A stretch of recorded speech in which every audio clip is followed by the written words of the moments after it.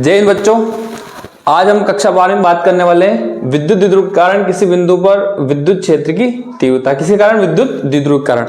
तो बच्चों आपके दिमाग में क्वेश्चन आ रहा होगा कि विद्युत द्विध्रुव के कारण हमने तो दो स्थितियां निकाली थी, अक्षीय स्थिति और निरक्षीय स्थिति। तो बिल्कुल बच्चों वही है, उसी का मैं आपको एक फॉर्मूला बताने वाला हूं जिसको अपने को याद रखना है। उस फॉर्मूले से हम दोनों स्थितियां निकाल सकते हैं। ठीक है, दो डेरिवेशन आप इसके पहले वाले वीडियो में आप देख चुके हैं, तो वो दोनों डेरिवेशन ही आपके एग्जाम्स में आते हैं। ये वाला आपके एग्जाम में नहीं आता है, लेकिन फिर भी किस तरीके से हम इसको निकालते हैं, वो दोनों के जो आंसर्स होते हैं अक्षीय स्थिति निरक्षीय स्थिति के, वो हम सिर्फ एक फॉर्मूले से निकाल सकते हैं। ठीक है, तो ध्यान से देखिए, आपके पास यहाँ पे एक माइनस क्यू और प्लस क्यू एक विद्युत द्विध्रुव जिसके बीच की दूरी क्या है 2a है। इससे r दूरी पर एक बिंदु P है ना, द्विध्रुव के मध्य बिंदु से r दूरी पर बिंदु P है। अब देखिए ये जो है यहाँ से कितने एंगल पर है, थीटा एंगल पर, ना तो ये अक्षीय में ना निरक्षीय में। अब हम चाहते हैं अक्षीय में इसकी स्थिति निकालना और निरक्षीय में, तो उस कंडीशन में क्या करना पड़ेगा आपको। तो देखिए हम जो है इस OP की दिशा में जो थीटा एंगल है, थीटा एंगल जो है, थीटा एंगल बनाते हुए जो लाइन है इसको हम क्या बोलेंगे, कोस। क्या बोलेंगे, कोस। तो जो आपका द्विध्रुव है इसकी दिशा माइनस से कहां है, प्लस की ओर, हमेशा ऋणात्मक से कहां होती है, धनात्मक की ओर। तो जो विद्युत द्विध्रुव है आपका, द्विध्रुव आघूर्ण जो होता है, द्विध्रुव आघूर्ण को हम किससे दर्शाते हैं, P से दर्शाते हैं। तो जो द्विध्रुव आघूर्ण P है उसको हम के दो कंपोनेंट कर लेते हैं, एक तो OP दिशा में वो हो जाएगा P cos थीटा, और इस OP दिशा के लंबवत ये हो जाएगा आपका P sin थीटा। क्या जाएगा, P sin थीटा। ये द्विध्रुव आघूर्ण के दो इससे हमने कर दिए। ठीक है, अब जो P cos थीटा है ये पॉजिटिव Q के कारण है ना, तो इसकी दिशा क्या रहेगी, E1 दिशा क्या हो जाएगी, इसकी E1 हो जाएगी। ऐसे ही एक माइनस Q के कारण क्या हो जाएगी दिशा, तो वो हम क्या दे देंगे यहाँ पे E2। ठीक है, तो E1 E2 दोनों का रिजल्टेंट यानी कि इनका परिणामी कहां निकलेगा, तो इन दोनों के बीच में कहीं निकलेगा ये परिणामी विद्युत क्षेत्र की तीव्रता। कितने एंगल पे निकलेगी, तो यहाँ पे कुछ एंगल दे देते हैं अपन अल्फा। क्या देते हैं, अल्फा। ठीक है, तो ध्यान से देखिए, जब हमें विद्युत द्विध्रुव कारण किसी बिंदु पर विद्युत क्षेत्र की तीव्रता निकालनी है, तो उस समय एक फॉर्मूला होता है जो हमें दोनों स्थितियां निकाल देगा, अक्षीय स्थिति निरक्षीय स्थिति। तो E = 1/4πε0 P / r³ रूट के अंदर 3 cos स्क्वायर थीटा प्लस 1। ठीक है, इसका डेरिवेशन है, लेकिन वो डेरिवेशन इसलिए नहीं कर रहे हैं कि वो हमारे लिए यूजफुल नहीं है, वो एग्जाम्स में आता भी नहीं है, इसलिए सिर्फ फॉर्मूला याद रखिए। ठीक है, और दिशा इस E1 से जो आपका परिणामी है, परिणामी विद्युत क्षेत्र की तीव्रता वो किस डायरेक्शन में, तो वो आपकी अल्फा कोण बनाते हुए हो सकता है 30 डिग्री, E1 से 30 डिग्री पर हो, E1 से 45 डिग्री पर हो, 60 डिग्री पर हो, 90 डिग्री पर हो ना, कैसे भी हो सकती है। तो tan अल्फा = 1/2 tan थीटा, ये निकालने का तरीका है। अगर आपको सिर्फ अल्फा निकालना है तो ये जाएगा tan inverse 1/2 tan theta. Okay, चलिए इसको हमने दे दिया इक्वेशन नंबर फर्स्ट, इसको बोलेंगे परिणामी विद्युत क्षेत्र की तीव्रता, इसको बोलेंगे परिणामी विद्युत क्षेत्र की तीव्रता। अब देखो इसके दो केस बनेंगे। पहला केस है ना, इसके जो है विशेष स्थिति बनेगी, विशेष स्थिति। कितनी विशेष स्थिति बनेगी, तो इसकी दो स्थिति बनेगी। पहली है उसको हम बोलेंगे अक्षीय स्थिति। क्या बोलेंगे, अक्षीय स्थिति। अक्षीय स्थिति में क्या होता है, अक्षीय स्थिति में थीटा बराबर कितना होता है, 0 डिग्री।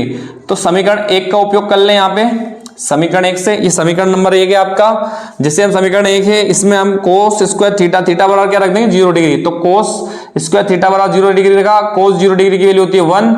ठीक है, इसमें तो कुछ चेंज होगा नहीं, सिर्फ यहाँ पे होगा, तो इसकी जगह 1 हो जाएगा। तो 3 + 1 कितना हो जाएगा, 4।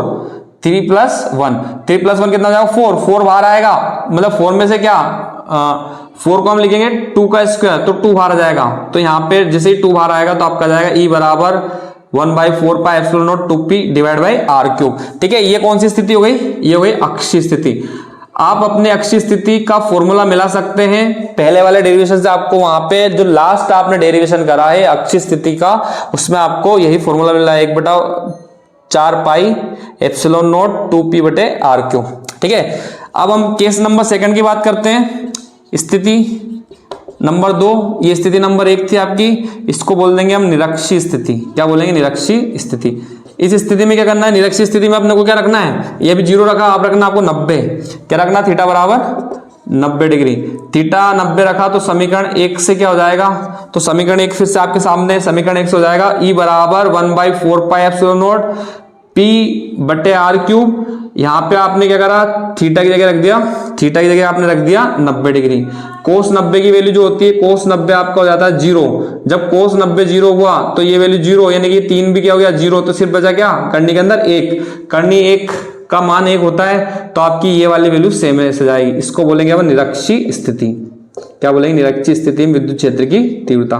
तो बच्चों एक इस फॉर्मूले से हम अक्षीय स्थिति निरक्षीय स्थिति को डायरेक्ट निकाल सकते हैं, ठीक है। लेकिन एग्जाम में अपन से ये फॉर्मूला नहीं पूछा जाता है, ये तो हमने जनरल नॉलेज के लिए अपने को याद रखना है कि हम इस तरीके से भी निकाल सकते हैं।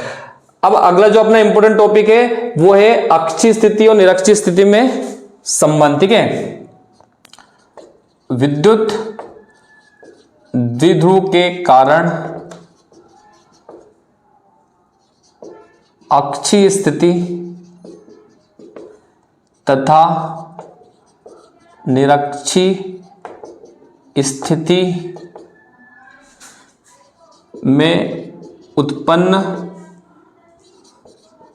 विद्युत क्षेत्र की तीव्रताओं में संबंध, ठीक है।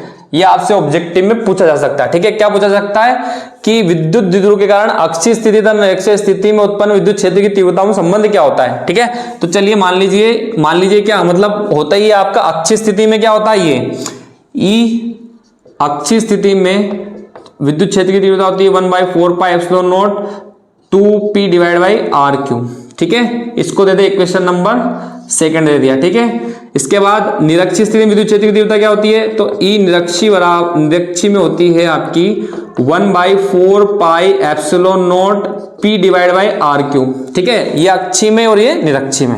समीकरण नंबर 3।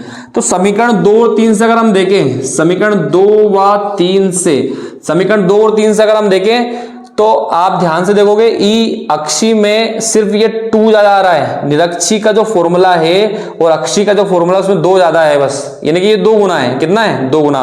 तो हम लिखेंगे ई अक्षीय बराबर 2 गुना ई निरक्षी, ठीक है। ई अक्षी बराबर 2 गुना ई निरक्षी, ठीक है। ये दोनों में क्या होता है संबंध, यानी कि अक्षीय स्थिति में विद्युत क्षेत्र की तीव्रता निरक्षीय स्थिति की तुलना में 2 गुना होती है, यानी कि ये 0 डिग्री पर और ये 90 डिग्री पर, ठीक है बच्चों। इस वीडियो में इतना ही, मिलते हैं अगले वीडियो में, ठीक है। इसके नोट्स वगैरह आपको वीडियो के लास्ट में मिलेंगे। तब तक के लिए जय हिंद, जय भारत।